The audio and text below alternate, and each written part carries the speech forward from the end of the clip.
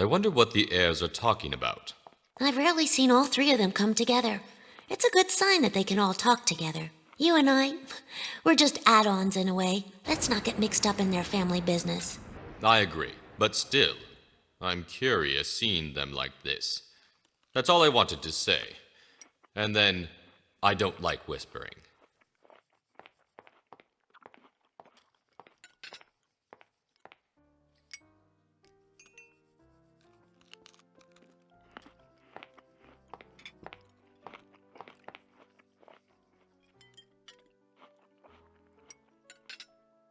You look worried, Billy. Yes. I'm thinking of the raft. Do you think it's a good idea? That's a good idea, Billy, but it's risky because of the bad weather. The forecast says that things are going to get worse. I spoke to my partner on the phone. I explained our situations to him. I can assure you that in Houston, they have an interest in moving their butts and getting us a helicopter or a seaplane as soon as possible. And if not, they'll all be fired when I get back. Bravo, my dear little brother. Okay, we've decided to speak about Grandfather's estate. How do you see things? Apparently there's no will on the horizon. As for the marriage plan that you discovered, well, we could say that we were close. Grandfather had an awful scheme. It shocks me, I won't deny that. According to Noland, the general laws of inheritance apply here as well. Since Grandfather didn't leave a will, his estate reverts to those who have a direct right of succession. That would have been Father. Then the indirect successors, that is to say, the three of us. The situation is rather favorable. I admire your optimism, Billy. I hope the Grandpa doesn't have a new shock for us. Even dead, he's wicked.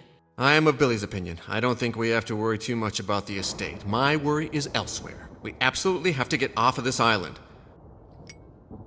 A question is buzzing in my head. This transfer of shares fully reimburses Walter Jones for the embezzlement of funds by Hubert de Noland, doesn't it? Wow, Norm. If you ask me, with this, Mr. Hubert de Noland seems pretty much in hot water. What did Walter Jones tell you regarding his estate? The old miser told us we were going to inherit his empire, the Jones Company. I wasn't expecting it at all, and I'd be lying if I said that I wasn't thrilled. With regard to Walter Jones, everyone plays the victim. But some people didn't refrain from trying to make him fall from his perch. Oh, you know I didn't take part in this thing wholeheartedly. Sonia and Martin had their reasons, and I had mine. Well, if you had thought you would inherit, it seems to me that this is in a little danger. Helping for Grandfather's estate is like betting on a bad hand. One has little chance of winning. I'm a gambler. I counted on it anyway. I shouldn't have. What did you get in return for rescinding that Walter Jones be put under psychiatric care? Well, it was our only chance to recoup our grandfather's estate. Well, as I said, my grandfather brought Sonia and me together in his office to sign this paper. He made an impossibly huge fuss about how he had fired all his staff and how it was a call for help. He wanted us to take care of him and pamper him. Us, his cherished grandchildren. See what kind of guy he is? We asked to see his will, but what do you think? What play acting when I think back. He was a big bluffer, the old man. He wouldn't have been bad at poker. Well, Billy, I had this impression that you shook a stick at a beehive, and that you dragged your family into this murky business. Well, it's true, I confess. I made a real mess of things. And then after all, it doesn't surprise me that my miserly grandfather hated me to the end. Nevertheless, I trusted him. I thought he was going to help me out, or that his estate would help me later. And then the old jerk didn't lift his little finger when Grigory Pavliev, the insane mafia don, contracted someone to deliver my head. You're from the police. You have to get me out of this situation, Norm. Otherwise, I'm a dead man. Walter Jones was not fond of Clara. I dragged a lot of people I love into hot water. Gambling, drugs, all that. I know. My grandfather was pitiless towards me. He never gave a single cent to save me from misery. But still, he could have spared my wife and my father-in-law. But that's the way it is. I'm a good for nothing, and Walter Jones was the worst of sharks. I didn't think Jones was such a jerk. And his accomplice, Nolan, doesn't seem to be much better. Inspector, I know that my father-in-law has some major health issue, and that it's all my fault. My wife is angry at me. It's to be expected. But Walter Jones could have arranged everything just by lifting his little finger. He preferred to take advantage of the situation by preying on my father-in-law's business. He's the king of jerks, and his acolyte is more or less the same, Norm. Why did Walter Jones talk about Sonia's desire for revenge? The truth is that Sonia is the bravest of us all. She really has courage, if you see what I'm trying to say. The grandfather always knew this. He was afraid of her and respected her. Sonia didn't fall for it. She was the only one who fought back. You understand? Did Walter Jones wear this chain around his neck? Well done, Inspector. That's the chain. Do you know if Walter Jones was wearing something around his neck on the night of his death? I didn't pay a lot of attention, but I remember that my grandfather always wore a small chain. Ever since he built this tower, I always saw him wearing a chain. Of that, I'm sure. Do you know who in this tower knows how to use a gun? On that point, Inspector, I haven't got the foggiest. Did you see anyone in the library the evening of the murder? Listen, I already told you everything about this. In the end, Inspector, your questions are exhausting. I understand.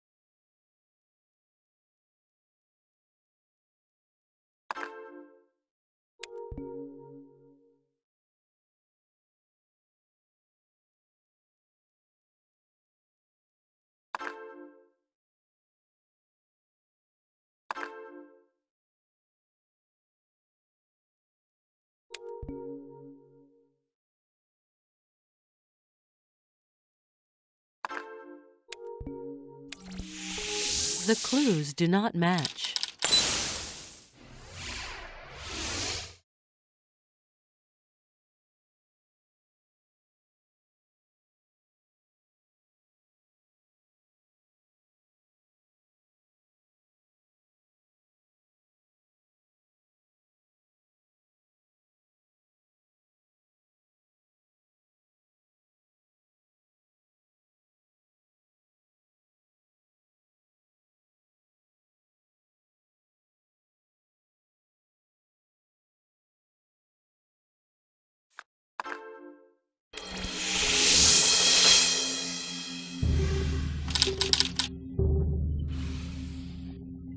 Who is a good shot?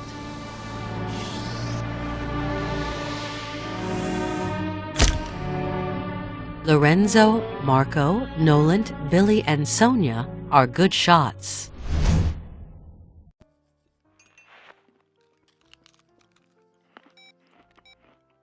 Lorenzo and Nolan are very good shots. As for the grandchildren, it's Grandpa Jones who educated them. A special mention for Marco, who even distinguished himself in the army thanks to his talents as a shot. Billy's the only one who couldn't be trigger happy. Anyway, that's what he says. Gives us a good handful of suspects at any rate. I'm delighted to see that things are moving well, Jack. Choose among your three suspects. You'll find the skillful gunslinger who used the weapon of the crime the evening that Walter Jones was sent to the kingdom of the dead.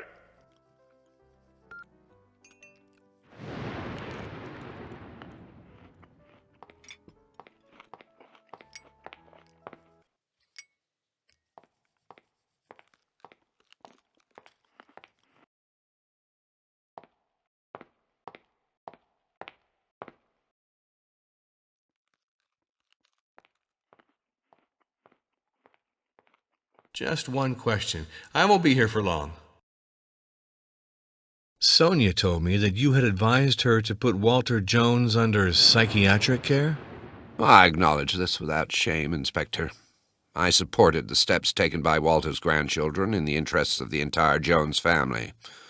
I didn't understand Walter's unjustified distrust of his grandchildren, and I feared that he was beginning to be scared. But I insist on the fact that I'm not the one who initiated the procedure. Martin was the first to contact me about this. I'll take note of it.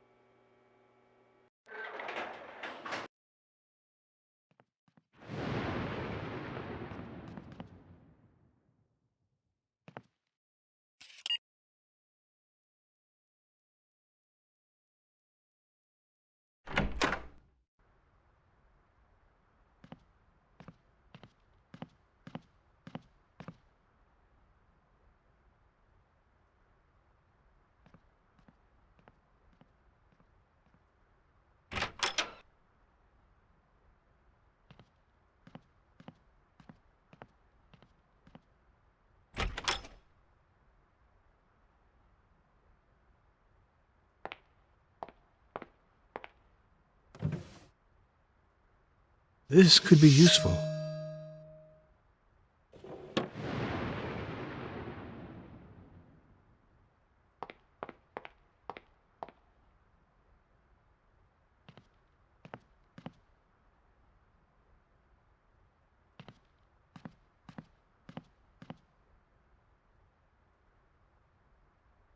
This suitcase is closed. Long live the old-fashioned methods.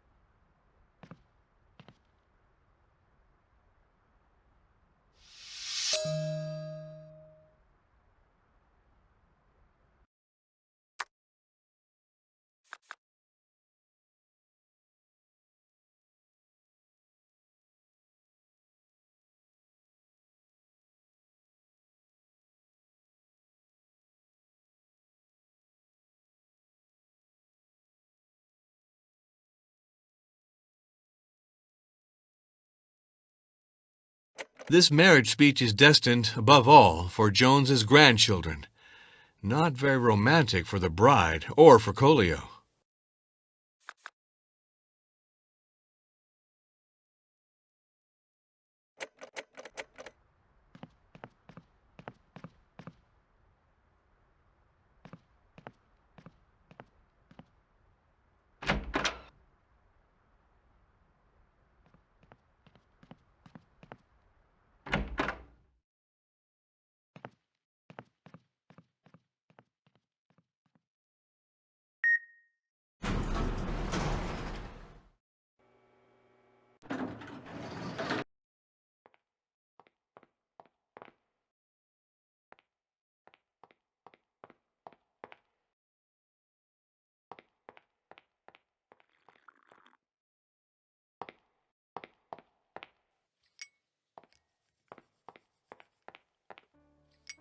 I would like to ask you 2 or 3 questions.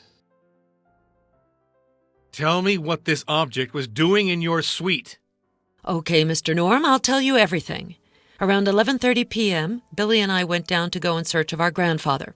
We headed toward the elevator, and who did we see coming looking appalling, dirty, and soaked from head to toe? Herbert de Nolant in person. He furtively took the elevator. The indicator light told us that he stopped at the floor where my grandfather's apartment was. I told Billy I found this odd. So we took the elevator and followed Nolant. When we got off, we followed his muddy tracks all the way to my grandfather's room, where we found the jerk rummaging through grandfather's safe. He was examining objects of the marriage ceremony that my batty grandfather had wanted to celebrate with that little slut of the island. Indeed, at that moment, I didn't yet know what Nolan had in his hands, but I pounced on him for an explanation, as you might suspect, Inspector. And he launched into smoky explanations while wriggling around like someone who was far from having a clean conscience. With all I saw, I didn't hesitate for a second, Mr. Norm. I tore the items that belonged to my grandfather from Nolan's hands, and I cleared out with Billy. Billy doesn't always have a clear head, especially after a certain point in the day, so I hid these items in my own things. I was sure that they would be safe there. What do these inscriptions mean? You're lucky, Mr. Norm. I have a doctorate in archaeology, and as it turns out, I'm pretty interested in this region and its culture. My grandfather suggested I study the dialect of the archipelago, and in particular the Maledivian of Segura. Let's see, Inspector. This tortoise that you are holding is a ritual object that recalls the customary law, and that holds wedding rings. The inscription that is marked is literally translated as, "The earth, the fruits, and all the island holds on its back belong to the first tribe and to all its children." This clearly shows that foreigners cannot possess anything on the island. This includes the house that they had intended to construct. Nothing can belong to them on this island. I will translate the remainder for you. To unite with a son or a daughter of the first tribe, the foreigner will give all that he or she possesses. That which is given to Segura is never taken back. This is very clear, Inspector. All the primitive matrimonial and patrimonial rights of the islands are summarized here. You undoubtedly noticed that my grandfather had another ritual inscription translated in his marriage speech. This inscription lays out what is legally entailed by a marriage between a foreigner and a native of the island. It's an incredible mechanism of exploitation. You give everything to the girl from the corner who you marry, and too bad for the heirs. This tribal skullduggery almost wiped out our most legitimate rights, Mr. Norm.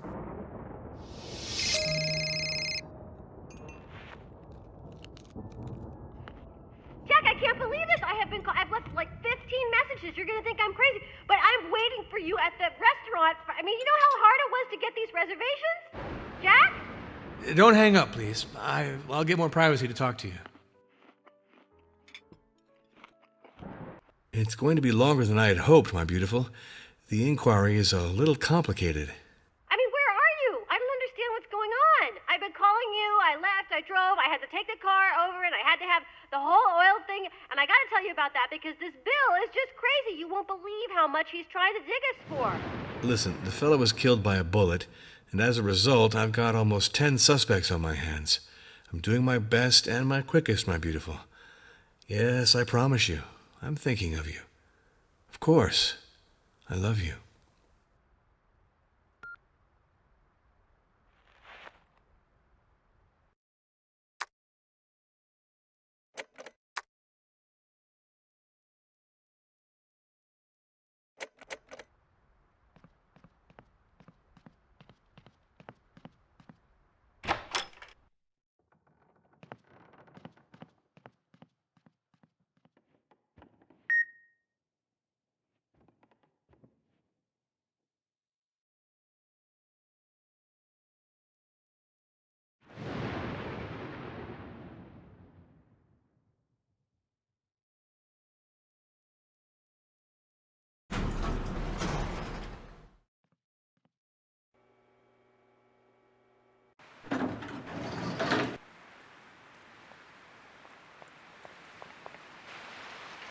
You can simper, my beautiful. I'm not buying into it. I know very well that you can speak. You're playing mute to soften up Lorenzo, but I'm not blind. I see that you're running after him, my poor girl.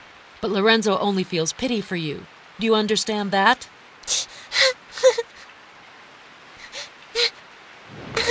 You hoped that you could hoodwink the cop, but not me. I know very well that you're the murderer, because it wasn't enough for you to push an old man in a wheelchair into the void. You had to finish him off by pulling the trigger. And now you think you can mooch off Lorenzo. You have your head in the clouds, my poor girl. You'll end up in the ditch. That's what will happen.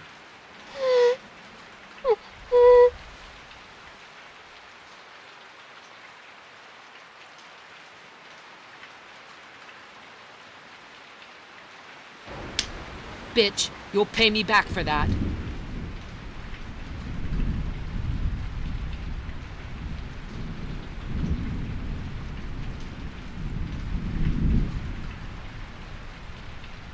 I'm all yours, Inspector Norm. I mean, in a manner of speaking. The speech suggests the existence of a note explaining how access to the chapel was possible. You haven't put it aside by chance, have you? An explanatory note explaining how to access the chapel, really? I don't remember it. Don't look at me like that, Mr. Norm. Well, it's true that I found a vague drawing for opening the altar of the chapel. A drawing that I hastened to destroy, as you can well imagine. With such a document, Baina would have opened the altar. She would have recovered her repugnant marriage act which deprived us of our inheritance. That's all that could be missing, that I myself helped this little slut from the island to cheat us. I heard that there's a chapel somewhere. Do you know where it is? I have absolutely no idea. I know about its existence only since I read my grandfather's awful speech. Sure, I see.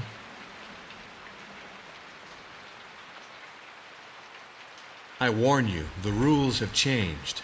I am the inspector officially in charge of the investigation of the murder of Walter Jones, and I therefore have all powers at my disposal to bring this investigation to a close. Did Walter Jones wear this chain around his neck?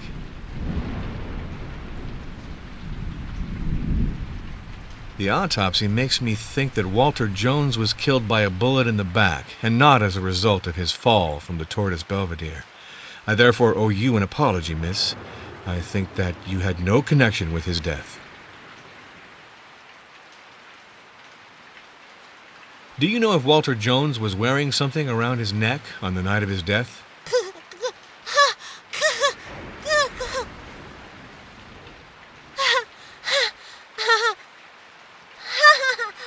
I thank you for your help.